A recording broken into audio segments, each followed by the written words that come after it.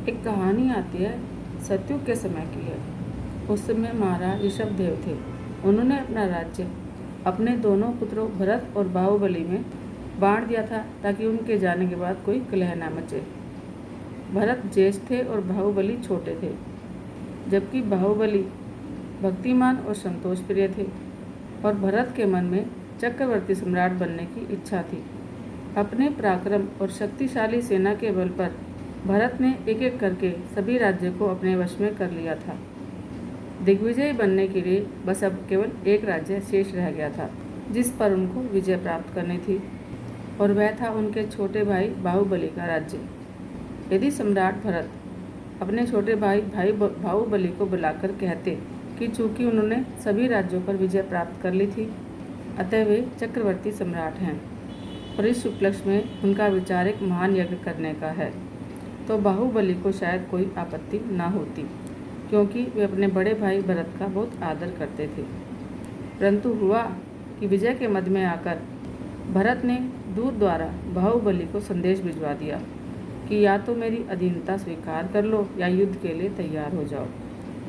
भरत के द्वारा दूत का भेजा जाना और इस तरह की धमकी देना बाहुबली को बहुत बुरा लगा। फिर भी उसने अपने आप को शांत किया और दूत के द्वारा वापस संदेश भिजवाया कि यह राज्य मुझे मेरे पिता ऋषभदेव से प्राप्त हुआ है। आप मेरे ज्येष्ठ भ्राता हैं, इस बहाने मैं आपका सम्मान करता हूँ, परंतु आप इस राज्य पर कुदृष्टि न डालें। सम्राट भरत के मन में तो चक्रवर्ती राजा बनने की इच्छा थी और साथ ही उनको बहुत अहंकार हो चुका था कि उन्होंने सबको जीत लिया है। तो छोटे भाई की बात सुनकर वे क्रोध से भड़क उठे। उन्होंने बाहुबली के विरुद्ध युद्ध की घोषणा कर दी। फलस्वरूप दोनों सेनाएं आमने सामने खड़ी थी। दोनों भाइयों को युद्ध के लिए तत्पर देख उनका बूढ़ा मंत्री चिंतित हो उठा और इस संघर्ष को टालने की युक्ति सोचने लगा। अंत में एक युक्ति उसके दिमाग में आई। उसने अन्य मंत्रियों के साथ विचार विमर्श किया, फिर सबको लेकर युद्ध भूमि में पहुंचा और भरत और बाहुबली से बोला, युद्ध करके व्यर्थ ही हजारों मनुष्यों का रक्त बहाने से क्या लाभ होगा? क्यों नहीं आप दोनों भाई परस्पर युद्ध करके जय विजय का निर्णय कर लेते। यह बात दोनों को पसंद आई और दोनों मल्ल युद्ध के लिए अखाड़े में उतरे। अब क्योंकि दोनों ही बड़े वीर और पराक्रमी थे, अतः बड़ी देर तक दोनों एक दूसरे से लड़ते रहे, परंतु धीरे धीरे भरत के पांव उखड़ने लगे। बाहुबली की बाहें बड़ी विशाल और शक्तिशाली थी। इसी कारण से पिता ने उनका नाम बाहुबली रखा था। भरत ने जब अपनी हार को निकट देखा तो गुस्से में आकर चक्रतन नामक अमोघ अस्त्र का प्रयोग कर दिया।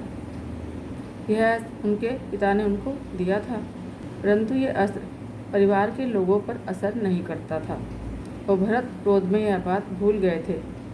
उन्हें अपनी भूल का तब पता चला जब चक्रतन बाहुबली के पास जाकर वापस लौट आया। भरत द्वारा अमोघ अस्त्र का इस्तेमाल करने पर बाहुबली क्षुब्ध हो उठे। उन्होंने अपनी शक्तिशाली भुजाओं से भरत को अपने सिर से ऊपर उठा लिया।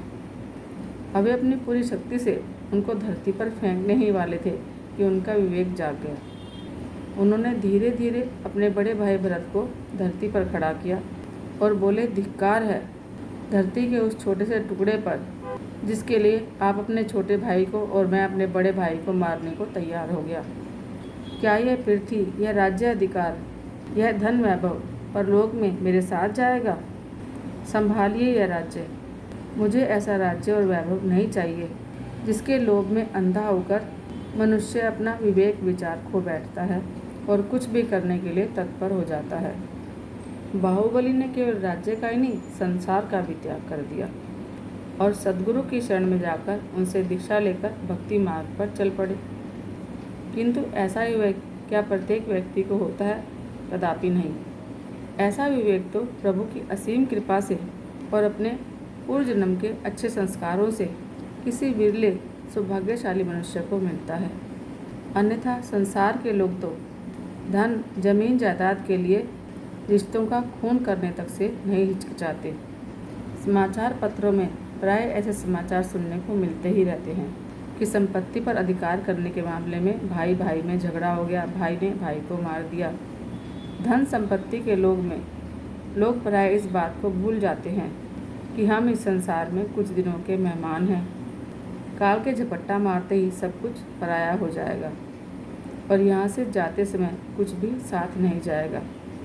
इसलिए सत्पुरुष मनुष्य को हर समय सावधान करते रहते हैं और उपदेश करते रहते हैं कि आम इंसान को लगता है अधिक से अधिक भूमि पर अधिकार करेंगे और अधिक से अधिक भोगों का उपयोग करेंगे, लेकिन यह सब भूल जाते हैं कि जब काल पकड़ेगा तो सब कुछ यहीं रह जाएगा, कुछ भी साथ नहीं जाएगा।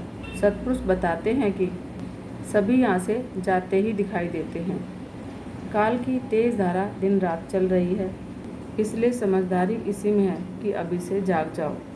यदि धन संपत्ति इकट्ठी ही करनी है तो ऐसे ही इकट्ठी करो जो परलोक में भी तुम्हारे साथ जाए, अगले जन्म में भी तुम्हारे काम आए। सांसारिक धन संपत्ति इकट्ठी करने से क्या होगा?